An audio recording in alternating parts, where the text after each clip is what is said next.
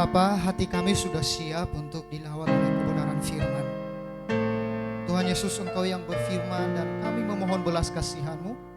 Biarlah Engkau yang ambil alih seluruh ruangan ini, bahkan termasuk kami yang ada di dalamnya. Hati kami, pikiran kami, tolong Tuhan lawat dengan Roh Kudus-Mu, sehingga firman-Mu yang akan kami dengar tidak berlalu begitu saja, tetapi ada sesuatu yang baru yang kami dapatkan untuk menambah iman kami, pengenalan kami akan Engkau. Terima kasih Tuhan Yesus, dalam nama-Mu kami menyerahkan waktu ini. Haleluya, amin. Shalom. Shalom. Bagaimana kabarnya Bapak Ibu? Oke, dahsyat luar. Tadi pagi ada yang ikut pawai obor? Enggak ada ya? Wah, sama. Baik, Bapak Ibu, di jam-jam segini masih terjadi keributan di waktu itu. Ya, terjadi keributan di sana karena mereka melihat sudah banyak sekali pergolakan. Mereka juga antara kubu murid-murid sendiri terjadi pertentangan, antara kubunya tentara, pemerintah juga terjadi permasalahan. Karena kenapa? Pemerintah berusaha menutupi kejadian yang sebenarnya. Sampai mereka sogok itu tentara penjaga pintu makam. Dan kalau murid-murid ada yang percaya, ada yang tidak.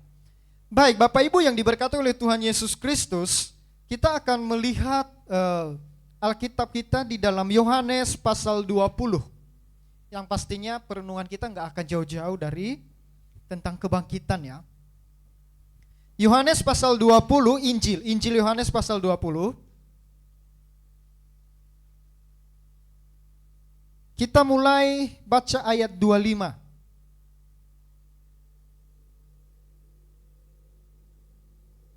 Injil Yohanes pasal 20 ayat 25. Saya akan membacakannya untuk Bapak Ibu, tolong diingat dan tolong dipahami dengan baik. Begini katanya. Maka kata murid-murid yang lain itu kepadanya, kami telah melihat Tuhan. Tetapi Thomas berkata kepada mereka, sebelum aku melihat bekas paku pada tangannya, dan sebelum aku mencucukkan jariku ke dalam bekas paku itu, dan mencucukkan tanganku ke dalam lambungnya, sekali-kali aku tidak akan percaya. Kemudian ayat 26. 8 hari kemudian murid-murid Yesus berada kembali dalam rumah itu dan Thomas bersama-sama dengan mereka. Sementara pintu-pintu terkunci, Yesus datang dan ia berdiri di tengah-tengah mereka dan berkata, damai sejahtera bagi kamu. Kemudian ia berkata kepada Thomas, taruhlah jarimu di sini dan lihatlah tanganku. Ulurkanlah tanganmu dan cucukkanlah ke dalam lambungku. Dan jangan engkau tidak percaya lagi, melainkan percayalah.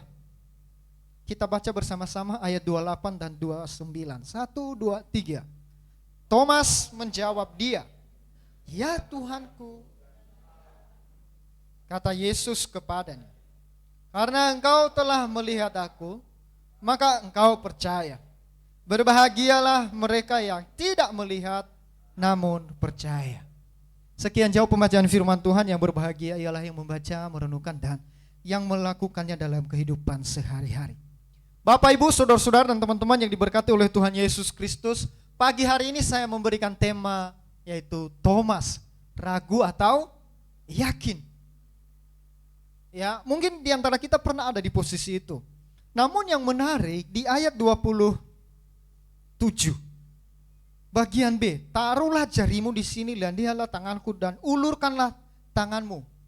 Yang menarik di ayat 25 tadi, Thomas bilang, sebelum saya mencucukkan jariku, kan belum ada Yesus di situ noh. Tapi di ayat 26, di ayat 27, sama persis kata-kata yang dikutip oleh Tuhan Yesus, persis sama seperti yang disampaikan oleh Thomas. Cucukkanlah jarimu, ya, taruhlah tangan. Pertanyaan, dari mana Tuhan Yesus tahu barang itu? Ya, ini merupakan apa? ini adalah mengindikasikan bahwa Tuhan itu hadir dimanapun. Tanpa wujud pun dia tahu. Ya. Baik, Bapak Ibu yang diberkati oleh Tuhan Yesus Kristus, kita kembali kepada Thomas. Thomas ini adalah siapakah dia? Siapa ada yang tahu siapa Thomas? Ya, murid Tuhan Yesus. Kok diam-diam aja ya? Ada tegang kah? Masih belum percaya bahwa Tuhan Yesus bangkit? Sudah bangkit ya. Oke.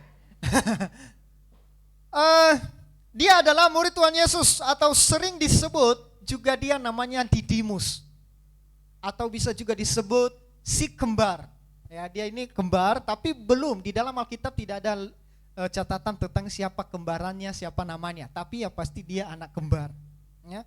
Biasa dikenal dengan namanya juga kalangan murid-murid itu biasanya kalau kita dalam satu kelompok ya. Mungkin kalau di SMP, SD, SMA itu biasanya nama-nama kita itu ada nama-nama. Kalau enggak panggil nama bapaknya, atau iya toh? Ada yang begitu? Atau panggil nama binatang lah di dia lah ya. Nama binatang apalah yang lucu-lucu, binatang apa, panggil aja nama. Ada yang begitu. Nah, di kelompok murid-murid juga Thomas ini punya julukan, yaitu si peragu. Siapa namanya? Si peragu. Ya, jadi dia dijuluki itu teman-temannya, anak ini memang si peragu ya. Apa-apa ditanya, apa-apa ragu-ragu semua masuk di otaknya. Kalau nggak masuk di situ, dia bilang ya itulah puncaknya ya. Dia katakan sebelum saya mustahil. Apa yang salah di dalam keraguan itu tentang Thomas? Tidak ada. Malah itu baik. Karena dengan seseorang berusaha memberi jawaban yang akurat. Jadi kalau contohnya, kami sudah melihat Yesus sih, Yesus bangkit. Tak percaya. Maka orang yang sudah melihat itu akan berusaha memberikan jawaban. Biasanya kalau perdebatan sering, ya kalau debat, Tuhan Yesus adalah jalan dan kebenaran, saya terpercaya. Dan nanti kita akan belajar ya. Berikutnya adalah bukan tipe orang yang mudah ikut arus. Ya, Thomas itu begitu. Tanpa melihat keseluruhan peristiwa sampai pada bukti. Memang ada sisi baiknya tapi ada jeleknya. Ya. Thomas ini tidak percaya semata-mata saja. Nah, di sini sudah ada apalah namanya itu, kejadian yang unik. Ada saya tidak percaya. Saya lihat dulu. Mungkin ada di kalangan kita. Tapi saya berdoa teman. Jangan sampai Tuhan Yesus ketemu sendiri baru percaya. Jangan. Makanya Tuhan Yesus di bawah itu dia bilang, kamu sekarang sudah melihat saya baru percaya. Iya. Oke, berbahagialah mereka yang percaya namun tidak melihat. Ya, Bapak Ibu yang diberkati oleh Tuhan Yesus Kristus. Kenapa sampai Thomas di ayat 24? Tetapi Thomas, seorang dari kedua belas murid itu yang disebut Didimus, tidak ada bersama-sama mereka ketika Yesus datang ke situ. Jadi ceritanya gini Bapak Ibu, murid-murid ini sedang berbicara kepada sesama karena pagi-pagi benar, siapa yang datang duluan? Ini sekolah minggu ya, ayo. Waktu hari seperti ini, anggaplah hari ini kebangkitan Tuhan Yesus itu berapa ribu tahun yang lalu ya. Yang datang pagi-pagi benar itu siapa? Maria dan Maria yang lain ya, ada banyak Maria di situ. Waktu itu kakak Maria ini sempat ikut? Tidak. Oke, kalau begitu nggak sempat ikut karena terlambat. Oke, Maria dan Maria yang lainnya. Tetapi pertanyaannya, mereka sampai di dalam kubur nggak? Tidak ya. Saking senangnya mereka, dong hanya dengar dari malaikat itu, dong pulang dan ceritakan. Siapa yang menyusul berikutnya? Petrus dan satu yang dikasihi Yesus siapa? Yohanes. Mereka dua. Dan mereka lari. Terus sampailah mereka ribut. Yohanes ngapain? Yohanes tuh dia percaya saja. Banyak mikir dulu di depan. Tapi Petrus, tahu orangnya tuh tidak banyak mikir tuh. Dia langsung masuk ke dalam situ. Wah betul, tidak ada. Dia pulang. Sudah terjadi beberapa berita yang menarik. Sudah 2 pernyataan Tuhan. Jadi waktu itu mereka dalam perjalanan yang lain juga tiba-tiba Yesus menampakkan diri. Dalam pembicaraan itu yang tidak ada siapa? Thomas dan jangan lupakan Yudas loh ya. Ada Yudas nggak di situ? Tidak ada ya, dia suka gantung diri ya. Jadi ada Thomas dan Yudas. Thomas ini tidak ada di situ. Pertanyaannya, kemana dia? Kenapa kita lalai di situ? Thomas kemana? Oke, saya jelaskan. Tadi di mobil saya sama istri bicara-bicara. Saya kasih tahu bahwa Thomas terada. Hari ini Thomas lagi terada, dia dari mana?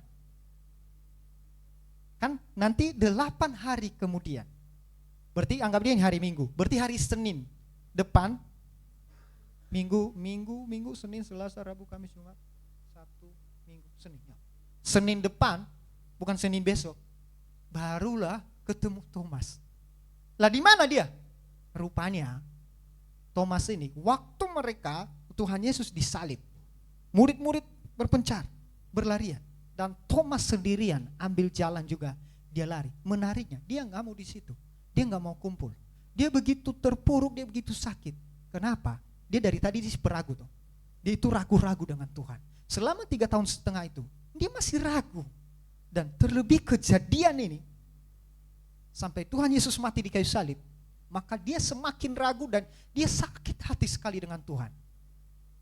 Makin nyatalah bahwa Tuhan Yesus bukan Tuhan.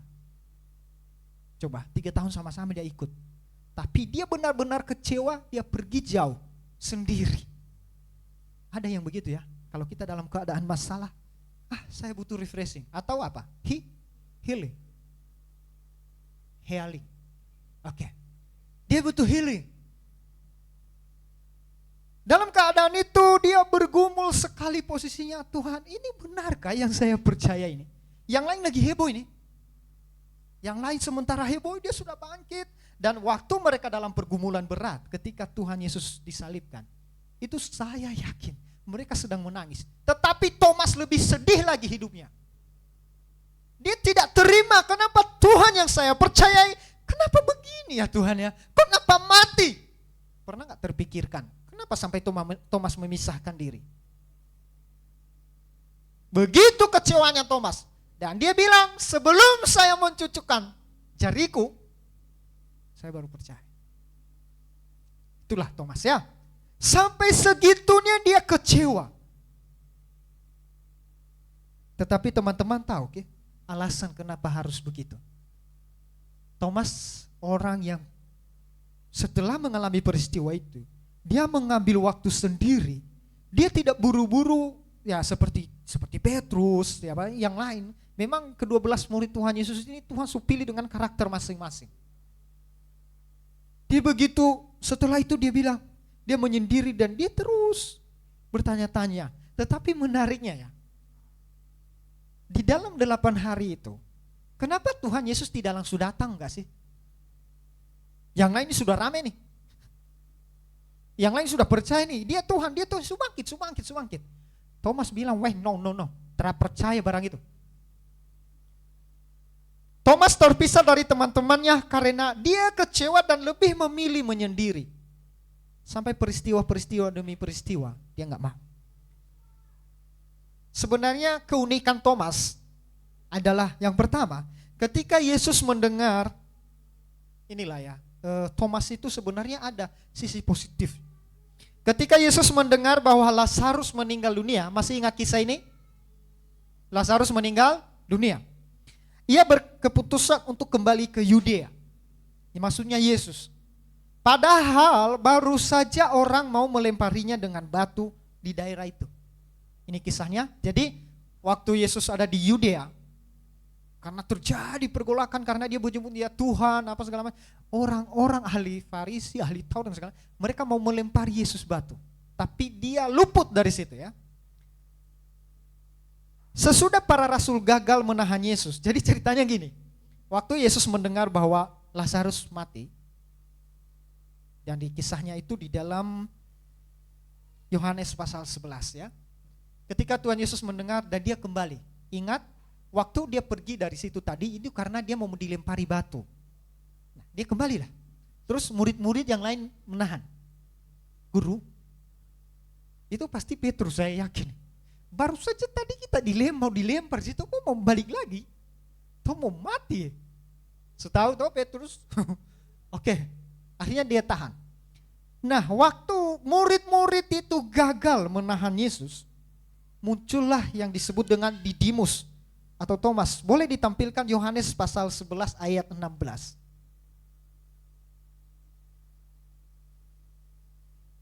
Yohanes pasal 11 ayat 16. Lalu Thomas yang disebut Didimus berkata kepada teman-temannya, yaitu murid-murid yang lain, marilah kita apa? Oke. Apa dikatakan? Marilah kita untuk mati bersama-sama dengan. Nah, inilah Thomas dalam keraguan-raguannya tadi itu. Dia tidak main-main. Yang lain melarang, jangan, kita Yesus Tuhan Guru, tadi baru-baru saja mau dilempar orang di situ. Mau balik lagi. Thomas bilang, oke, kalau guru begitu, mari. Ayo bro, kita sama-sama. Kalau dia mati, kita akan mati sama-sama.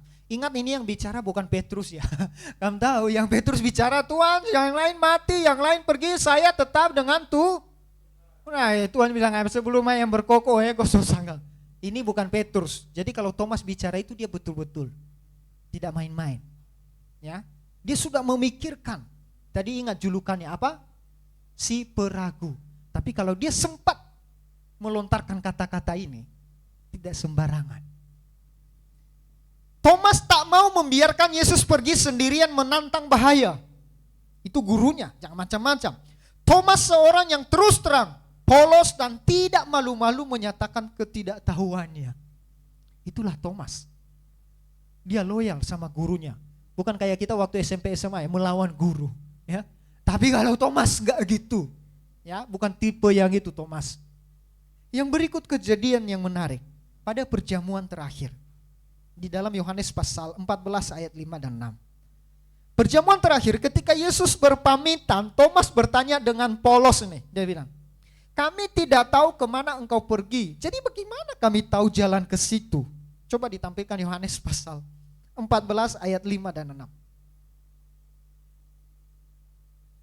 Ini keunikan tentang Thomas ya. Coba kita lihat. Sebenarnya saya nggak bisa baca dari sini ya, karena ada terhalang.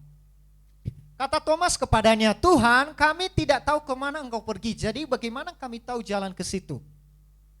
Berikutnya ayat 6.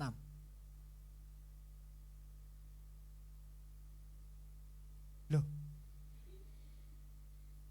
Masih loading. Oke, kata Yesus kepadanya apa? Ayo berikutnya, tidak ada.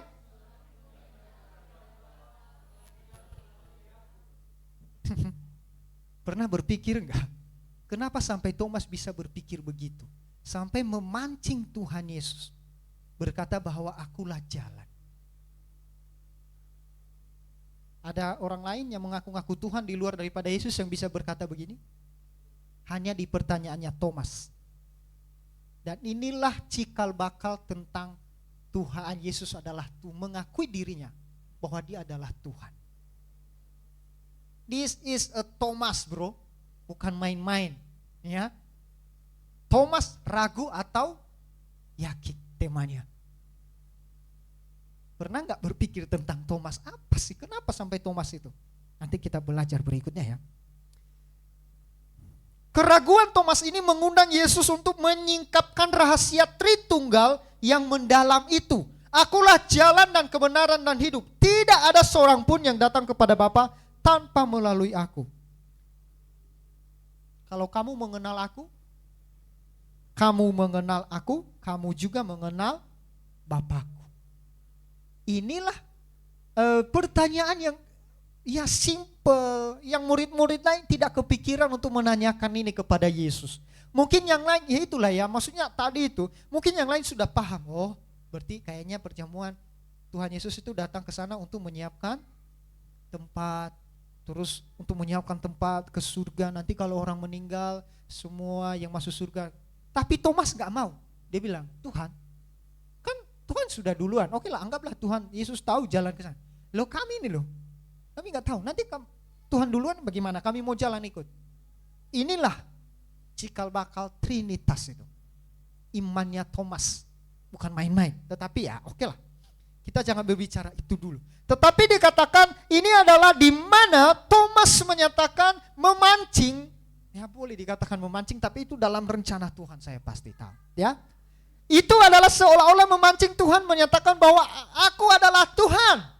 Tidak ada seorang pun yang bisa ke surga bertemu dengan Bapa yang mengutus aku kalau enggak percaya dengan saya. Dari pertanyaannya Thomas. Bapak Ibu kita kembali ke ayat sebelumnya, yaitu di dalam Yohanes 20 tadi. Kemudian ayat 27, ia berkata kepada Thomas, taruhlah jarimu di sini dan lihatlah tanganku. Ulurkanlah tanganmu. Saya masih belum bisa membayangkan kesedihan Thomas ketika dia pergi sendiri.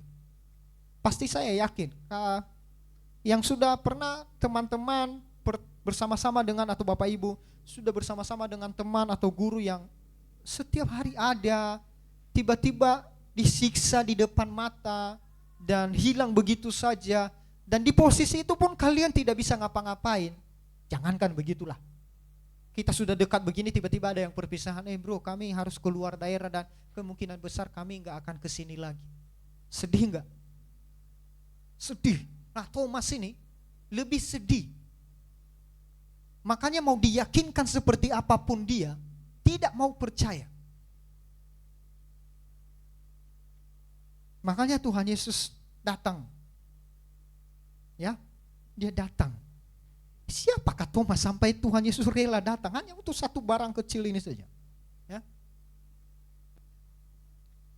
Taruhlah tanganmu, jarimu di sini dan lihatlah tanganku. Ulurkanlah tanganmu dan cucukkan ke dalam lambungku. Dan jangan engkau tidak percaya lagi, melainkan percayalah. Thomas menjawab dia, ya Tuhanku dan Allahku. Apa yang kita bisa pelajari di situ? Berarti Thomas lagi kaget. Wah, ya Tuhanku dan Allahku, begitu? Tidak. Ini tidak, Thomas tidak bersedang latah. Ya, yang biasa dikatakan di TikTok berapa segala macam.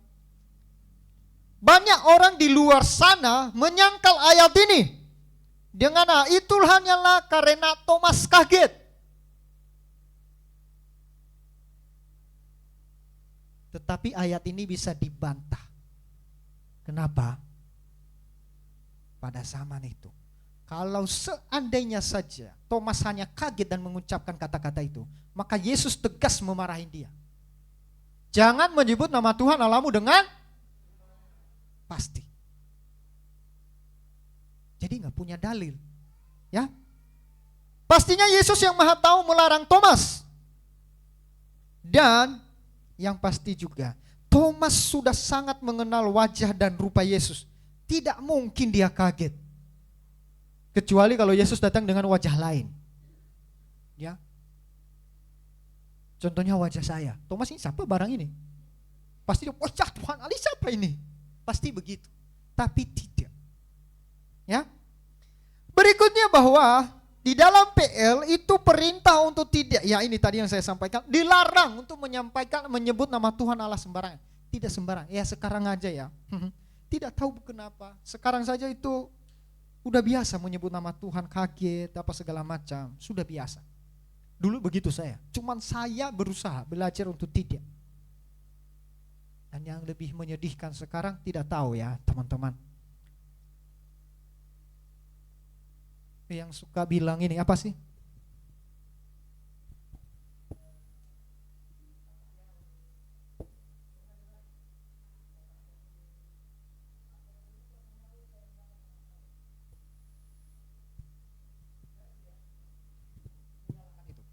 Tetapi Bapak Ibu tahu bahwa keempat huruf YHWH itu adalah huruf yang paling kudus dengan nama Tuhan. Orang Israel saja tidak berani menyebut itu. Tapi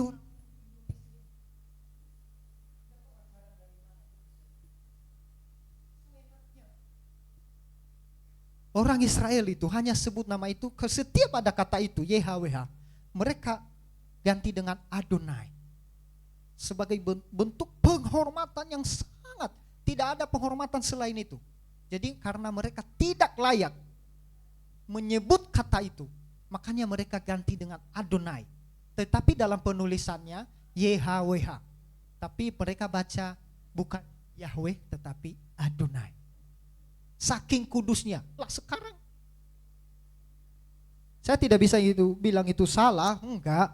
Mungkin mereka dapat iluminasi apa waktu itu, Roh Kudus bilang apa waktu itu. Tetapi saya bilang enggak seberantakan itulah. Allah itu sangat mulia. Dan yang pasti ketika dalam keadaan itu pasti Tuhan Yesus tegur Thomas, jangan sembarangan sebut nama itu. Itu kudus. Apakah Tuhan Yesus tegur Thomas waktu itu? Yang kita baca? Tidak toh? Yesus bilang apa? Sekarang kamu sudah melihat aku dan percaya, berbahagialah. Artinya apa? Thomas tidak sedang melanggar perintah Tuhan. Artinya apa? Thomas tidak kaget menyampaikan, ya Tuhanku Allahku, tidak dalam posisi kaget. Tetapi dengan sadar, ya, dalam keraguan dan ketidakpercayaan Thomas, Tuhan menunjukkan perhatiannya.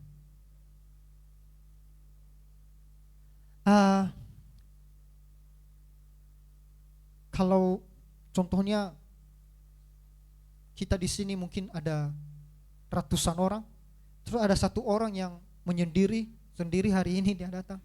Apakah kita datang dengan sendiri datang ke dia menjemput? Why? Kenapa Anda ragu-ragu? Saya rasa mungkin agak berat ya. Betul?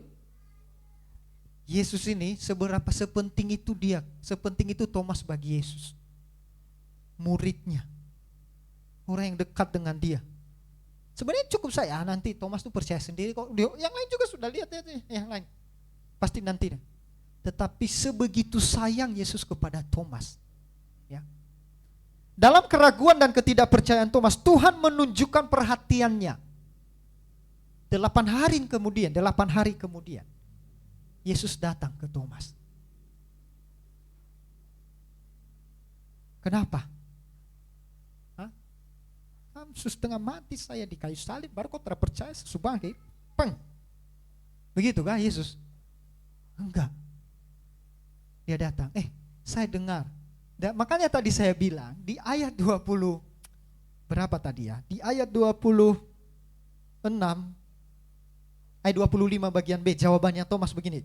Sebelum aku melihat bekas paku dan pada tangannya dan sebelum aku mencucukkan jariku, dan di ayat 29 itu, di ayat 27, kemudian Yesus berkata begini, taruhlah jarimu dan di sini dan lihatlah, ulurkanlah tanganmu dan cucukkan ke dalam lambungku. Kata-kata yang dikutip oleh Yesus sama seperti waktu Thomas berbicara. Makanya tadi saya bilang, jangan berpikir bahwa Yesus tidak ada. Dia tidak dengar, dia tidak bisa lihat. Saya bikin apa? Tidak. Yesus dengar dan Yesus tahu. Yang lain pun tidak melihat, murid-murid yang lain. Tapi Yesus tahu, oh anak ini butuh ini. Anak ini butuh ini. Sebegitu sayangnya Tuhan Yesus kepada Thomas, si peragu itu. Ya. Bapak Ibu yang diberkati oleh Tuhan Yesus, kalau teman-teman Bapak Ibu membaca kisahnya Thomas, memang dia setelah kejadian itu, terus mereka menerima Roh Kudus kan, 40 hari turunnya Roh Kudus kemudian, dan mereka menerima itu, mereka berpisah, berpencar, dan Thomas memilih jalan ke timur, dan sampai terakhir di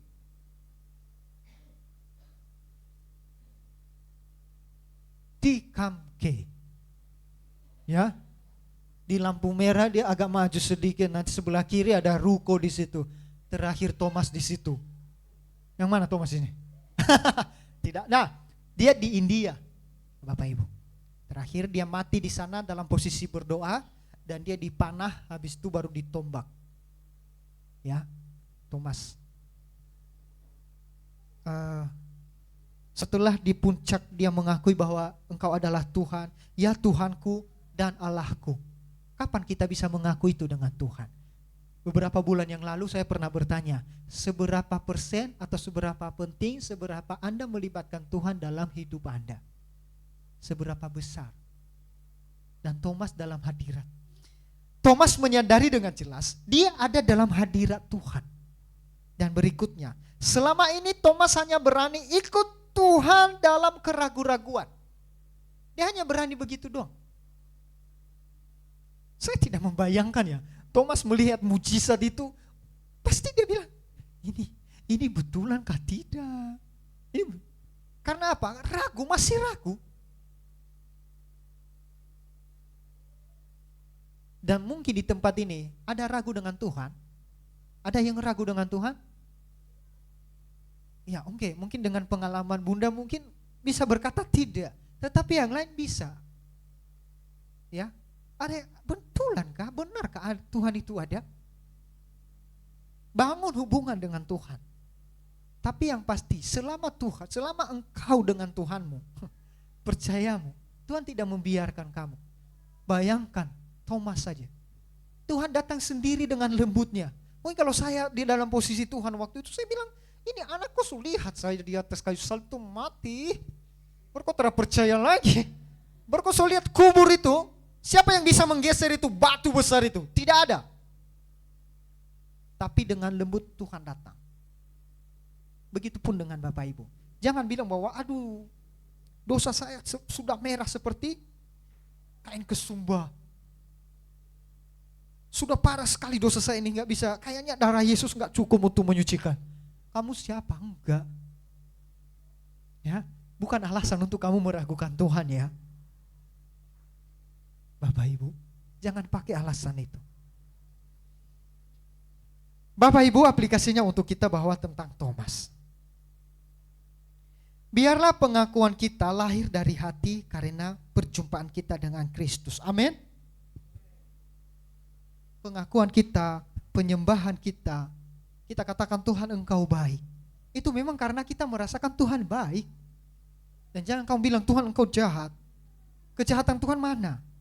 Tunjukkan. Ya kalau mungkin kita kecewa dengan Tuhan, saya tidak bilang itu wajar. Bukan, saya tidak bilang wajar. Tetapi itu adalah bentuk proses kamu bagaimana nanti ke depan kamu bilang bahwa Tuhan baik. Saya tidak bilang bahwa kamu gak boleh kecewa dengan Tuhan, enggak. Mungkin kadang-kadang Tuhan mengizinkan. Thomas saja diizinkan Tuhan mengalami keraguan selama 3,5 tahun itu. Sepertinya Tuhan diam saja. Tetapi di puncaknya dia mengizinkan itu supaya apa? Thomas belajar. Ya, belajar dari kesalahanmu segala macam. Semua murid-muridnya belajar kecuali sebenarnya Yudas juga belajar. Yudas itu belajar teman-teman. Kamu tahu dia belajar apa? Waktu setelah dia melihat semua kejadian itu, Yesus ditangkap, dipukul. Apa yang Yudas lakukan? Dia lari. Pergi ke bait Allah. Dan dia bertemu dengan siapa? Imam-imam itu. Dia bilang apa? Dia sambil menangis. Dia bawa uang itu. Bebaskan orang itu. Ini uangnya saya tidak butuh. Tetapi imam-imam itu sudah terlanjur. Sudah ditangkap tuh. Diadili. Imamnya sudah lunas. Itu perjanjian. Bawa sudah uang itu. Terus apa? Yang dilakukan Yudas apa? Dia ambil uang, dia lempar ke dalam bait suci. Dan dia lari. Dia belajar. Aku bersalah. Cuman kesalahannya itu apa? Penyesalannya itu sebenarnya baik, dia mau berubah. Tetapi dia tidak seperti Petrus. Apa yang dia lakukan? Dia gantung. Saking dia merasa bersalah dengan Tuhan. Wah, ini guruku. Saya bersalah. Itu loh, hati-hati ya. Penyesalan itu baik. Tetapi apa pilihan itu yang menentukan hidup kita. Akhirnya dia lari, dia bilang, saya bersalah, bagaimana lagi bisa saya disebut, saya malu dengan teman-teman. Pasti juga dia tekanan, semua tekanan. Dia pengkhianat, dia bayangkan 12 murid, 11 murid tunjuk dia. Dasar kamu. Dasar omonganmu gak bisa dipegang. Pengkhianat. Dan di dalam ketekanan itu, dia memilih mengakhiri hidupnya, saya tidak mau lagi mendengar ini. Tuhan mungkin dengan begini saya, ingat ya, bunuh diri itu gak ada tiket untuk masuk ke surga. Namanya juga membunuh. Ya. Tetapi kalau Petrus beda toh. Dia lari dan menangis dengan Tuhan. Tuhan ampuni saya. Apa? Tuhan Yesus datang. Iya, saya sudah ampuni kamu kok. Itu penyesalan yang baik. Dan penyesalan Thomas juga begitu. Seperti Thomas, sekali mengaku Yesus, setia sampai mati. Tidak ada yang bisa menggoyahkan. Memang akhir-akhir ini banyak nanti Tuhan Yesus, saya masih belum tahu ya. Tapi sampai detik ini saya masih belum tergoyahkan dengan yang namanya ada Mesias palsu. Tetapi kalau sudah Tuhan Yesus bilang di akhir zaman ada Mesias palsu, berarti bisa saja. Yang barang palsu itu kalau kasat mata bisa bedakan enggak? Tidak bisa. Bisa saja hidupnya sama seperti Yesus. Bisa saja hidup mujizatnya sama seperti Yesus. Tetapi hanya kita dengan Tuhan yang bisa. Oh, ini Mesias palsu. Tapi Tuhan bilang di akhir zaman itu akan muncul. Tuh, Tuhan berikan saya hikmat. Mana itu Mesias palsu? Ya, kalau saya belum bisa, Mesias palsu saya masih hidup saya jauh seperti Tuhan. Belum bisa disamakan lah. Tetapi Mesias palsu itu mirip ya. Hati-hati. Tetapi ingatlah, sekali Yesus tetap belajar percaya meski tidak melihat.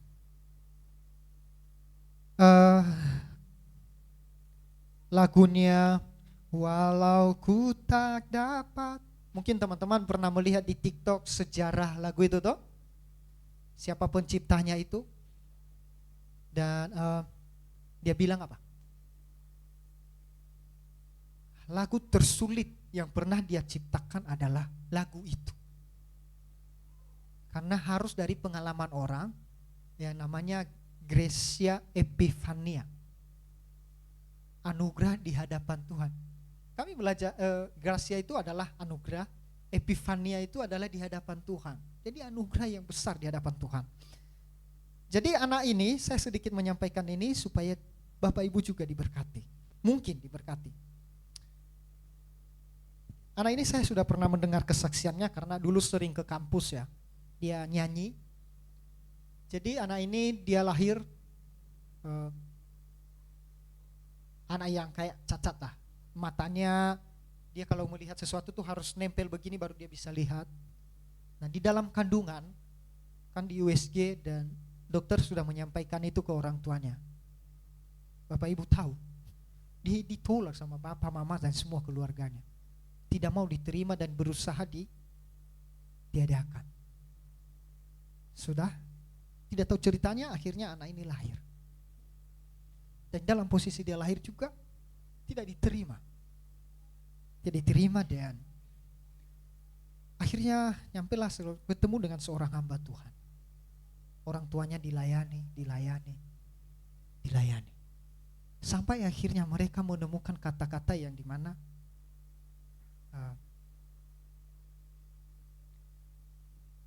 tidak pernah ada manusia di dunia ini diciptakan oleh Tuhan tanpa ada tujuan Tuhan yang mulia. Amin.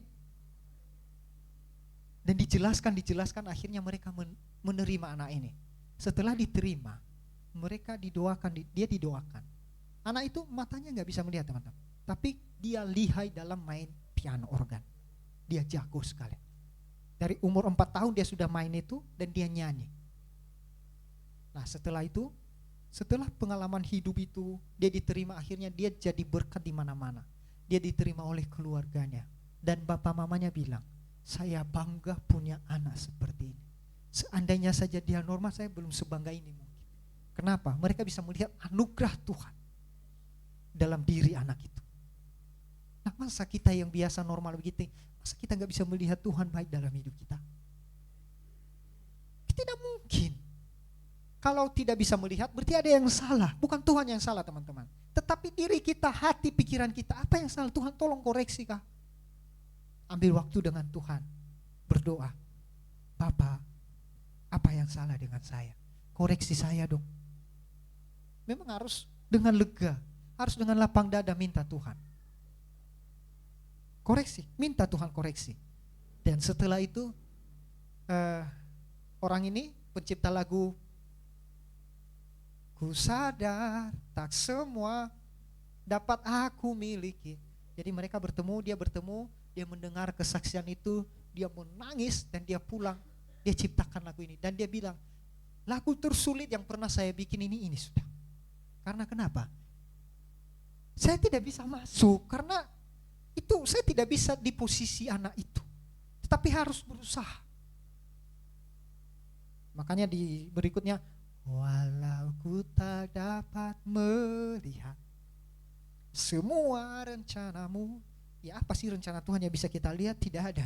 Yang bisa kita lihat rencana Tuhan itu apa yang sudah terjadi. Tiba-tiba kamu sudah ada di Papua saat ini. Oh, dulu rupanya saya SMP di sini, SD di sini, TK di sini, gara-gara Tuhan mau utus ke sini. Begitu. Hanya bisa sampai di situ. Besok nggak bisa. Tetapi ingat lagu tadi. Sebab dia hidup, ada hari esok karena Tuhan. Thomas yakin, ragu atau yakin? Di akhir hidupnya dia yakin 100%. Bapak Ibu yang diberkati oleh Tuhan Yesus Kristus. Kenapa saya rindu menyampaikan firman Tuhan ini? Saya tidak menghakimi bahwa mungkin kita ada keraguan-raguan dalam mengikut Tuhan. Tidak. Tetapi kalaupun sudah terlintas, cepat-cepat kembali ke Tuhan. Dia sedang menunggumu. Dia sedang bersama, ayolah Novet datang. Saya welcome kok. Saya tidak mengungkit masa lalumu. Ingat ya, yang suka mengungkit masa lalu itu adalah kuasa gelap ya. Setiap kali kamu datang, Tuhan, saya berdosa. Ada suara, iya memang betul, kamu berdosa tidak layak dengan Tuhan, kamu hina, kamu layak mati sekarang. Pernah berdoa begitu terus ada suara-suara itu? Bahkan ada begini, Tuhan, hari ini saya berdosa sekali. Terus tiba-tiba malu dengan Tuhan. Nah itu sudah. Itu hanya cara dia untuk membawa kamu jangan mengaku, ayo. Kuinsa jangan akui dosamu, jangan. Itu hanya caranya saja. Tetapi kalau kamu berhasil melawan itu, oke Tuhan, fokus. Tuhan, saya berdosa. Saya sudah keras. Saya sudah menyakiti, mungkin ada yang berkeluarga. Saya sudah menyakiti istri. Sudah menyakiti suami. Saya tidak menghargai suami. Saya tidak menghargai istri saya. Datang ke Tuhan. Buka hatimu. Tetapi tiba-tiba Tuhan, ya, kamu harus minta maaf. Nah, itu berat. Nanti aman sendiri Tuhan. Nanti selesai. Ada yang begitu. Nanti selesai sendiri tanpa penyelesaian. Jangan begitu Bapak Ibu. Tapi untuk melakukannya memang berat. Tapi ingatlah Yesus yang dia adalah Tuhan. Sebegitu sayangnya dia dengan Thomas. Di dalam keraguan-raguan Thomas, dia datang hampiri. Bahkan kita pun saat ini, kalau kita ragu dengan Tuhan, di mana kuasamu? Dia akan datang. Tinggal tunggu waktu kamu datang ke dia saja. Kapan kamu mau berdoa, kapan kamu mau sungguh-sungguh dengan Tuhan. Amin. Mari kita berdoa. Bapa, kami bersyukur untuk firman-Mu yang mengingatkan kami bahwa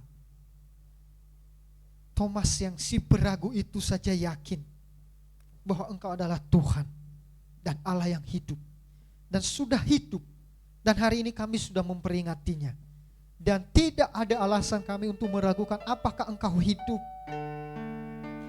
apakah Engkau sudah bangkit. Tidak ada Tuhan. Tinggal kami belajar bagaimana kami hidup seturut kehendak-Mu.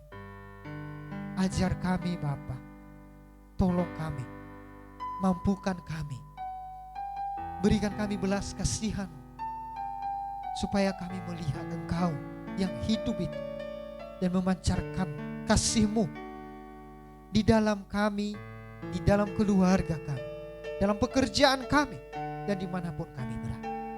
Terima kasih Tuhan Yesus, dalam nama-Mu kami bersyukur untuk firman-Mu. Haleluya. Amin.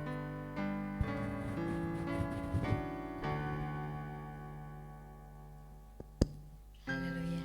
Kita diberkati oleh kebenaran firman Tuhan. Amin. Amin. Tiba saatnya kita akan memberikan persembahan bagi jemaat yang belum mengambil amplop persembahan ada tersedia di bagian belakang. Kami persilahkan. Sebelum kita memberikan persembahan, kita akan berdoa dulu. Saya undang jemaat Tuhan untuk bangkit berdiri dan mengangkat persembahan di tangan kanan. Mari kita semua satu di dalam doa. Bapa di surga, terima kasih atas segala karunia dan berkat yang Engkau berikan kepada kami. Hari ini dengan hati yang bersyukur kami menghadap-Mu untuk menyampaikan persembahan kami. Berkatilah setiap pemberian yang diberikan dengan sukacita dan kemurahan hati. Kiranya persembahan ini tidak hanya menjadi tanda cinta kami kepadamu, tetapi juga menjadi alat bagi kerajaan-Mu di dunia ini, Tuhan. Jadikanlah persembahan ini menjadi berkat bagi gereja dan pelayanan-Mu di seluruh dunia. Berkatilah setiap hati yang memberikan dengan sukacita. Jadikanlah persembahan ini sebagai investasi kecil dalam karya-Mu yang besar, Bapa. Kami percaya bahwa Engkau akan menggandakan setiap persembahan kami, bukan hanya dalam bentuk materi, tetapi juga dalam bentuk berkat rohani bagi mereka yang membutuhkan, semua untuk kemuliaan nama-Mu. Dalam nama Yesus Kristus kami berdoa. Amin.